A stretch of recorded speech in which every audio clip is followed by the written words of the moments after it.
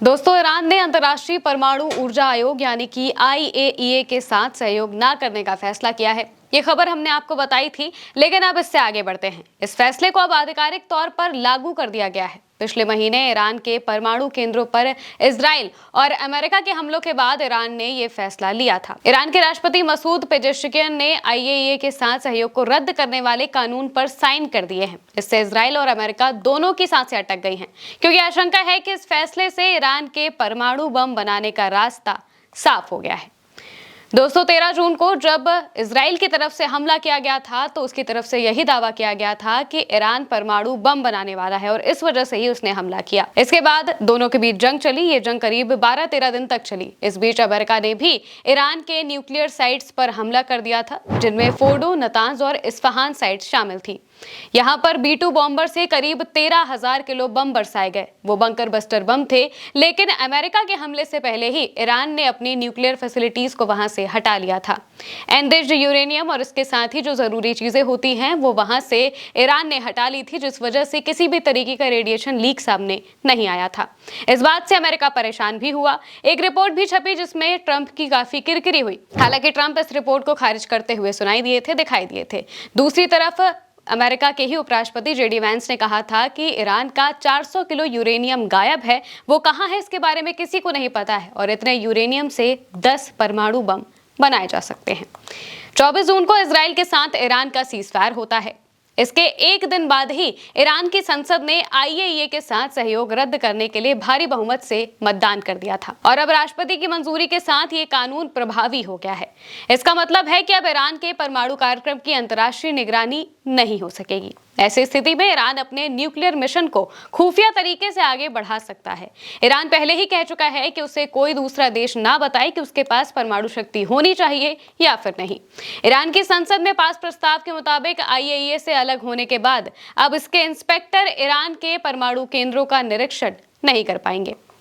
इसका सीधा सा मतलब यह है कि अगर ईरान अपने परमाणु कार्यक्रम को चोरी छिपे आगे बढ़ाता है तो IAEA को अब यह जानकारी नहीं मिल पाएगी कि उसका परमाणु कार्यक्रम किस स्तर तक पहुंचा है, क्योंकि जब इजराइल ने हमला किया था तो उसने IAEA की ही एक रिपोर्ट का हवाला दिया था, जिस रिपोर्ट में कहा गया था कि ईरान ने करीब 60% तक यूरेनियम को एनरिच कर लिया है और इसका मतलब यह है कि ईरान बहुत जल्द परमाणु बम बना सकता है। इसका दावा IAEA ने किया था, लेकिन बाद में वो अपनी इस बात से मुकर गया था। उन्होंने कहा था कि मैंने तो बस एक रिपोर्ट पेश की थी। इसका मतलब ये नहीं था कि ईरान बना ही लेगा परमाणु बम। हालांकि इस रिपोर्ट को ही आधार रखते हुए इजराइल ने हमला किया था, जिस वजह से भी ईरान काफी गुस्से में नजर आया था। UN में ईरान के राजदूत अमीर सईद इरावनी ने कहा है कि IAEA के इंस्पेक्टर ईरान में हैं और सुरक्षित हैं, लेकिन उनकी गतिविधियों को निलंबित कर दिया गया है और उन्हें हमारी साइटों तक पहुंचने की अनुमति नहीं है। अब अगर IAEA के इंस्पेक्टरों को ईरान के परमाणु केंद्रों तक पहुंचना है तो उन्हें ईरान की सुप्रीम संस्था नेशनल सिक्योरिटी काउंसिल की अनुमति लेनी होगी। यहाँ ये जानना जरूरी है कि ईरान के फोर्डो, नतांज और इस्फहान परमाणु केंद्रों पर हमले के बाद ईरान का 400 किलो यूरेनियम गायब हो गया था। इजराइल के PM बेंजामिन नेतन्याहू ने कहा है कि ईरान के पास 9 परमाणु बम बनाने जितना यूरेनियम है। ईरान के पास पहले से ही पर्याप्त एनरिच यूरेनियम मौजूद है।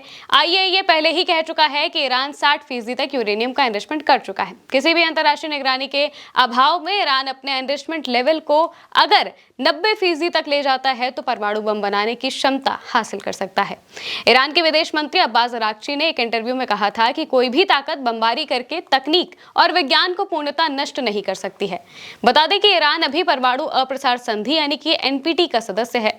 ये सदस्यता उसे परमाणु ऊर्जा के शांतिपूर्ण उपयोग का अधिकार देती है, लेकिन परमाणु हथियार बनाने से रोकती है। इस अधिकार में यूरेनियम एनरिचमेंट और न्यूक्लियर रिसर्च भी शामिल है। उसे परमाणु प्रौद्योगिकी और सामग्री तक पहुंचने का हक है, बशर्ते ये हथियार निर्माण के लिए ना हो। लेकिन ऐसा करने के लिए ईरान को IAEA की निगरानी स्वीकार करनी होगी ताकि उसका कार्यक्रम शांतिपूर्ण रहे। ईरान के सर्वोच्च नेता अली खामनेई का भी कहना है कि अगर वो बम बनाना चाहेगा तो दुनिया के नेता उसे रोक नहीं पाएंगे। जहां तक ईरान के अपने परमाणु कार्यक्रमों को फिर से शुरू करने का सवाल है तो इस पर ईरान की मंशा अभी स्पष्ट नहीं है। ईरान ने सीधे तौर पर कुछ भी नहीं कहा है, लेकिन जिस तरीके से वो प्लान कर रहा है, जिस तरीके से IAEA को उसने अपनी कंट्री में बैन कर दिया है, इसके अलावा जो यूरेनियम का पता अभी तक नहीं चल पाया है, इससे ऐसा लग रहा है कि आने वाले कुछ महीनों में ईरान जरूर परमाणु बम बना लेगा। इसकी आशंका नेतन्याहू और अमेरिका की भी कई एजेंसियां जता रही हैं। अब ये देखना होगा कि ईरान कब तक इसमें सफल हो पाता है। फिलहाल के लिए मेरे साथ इतना ही। आप देखते रहिए उल्टा चश्मा यूसी।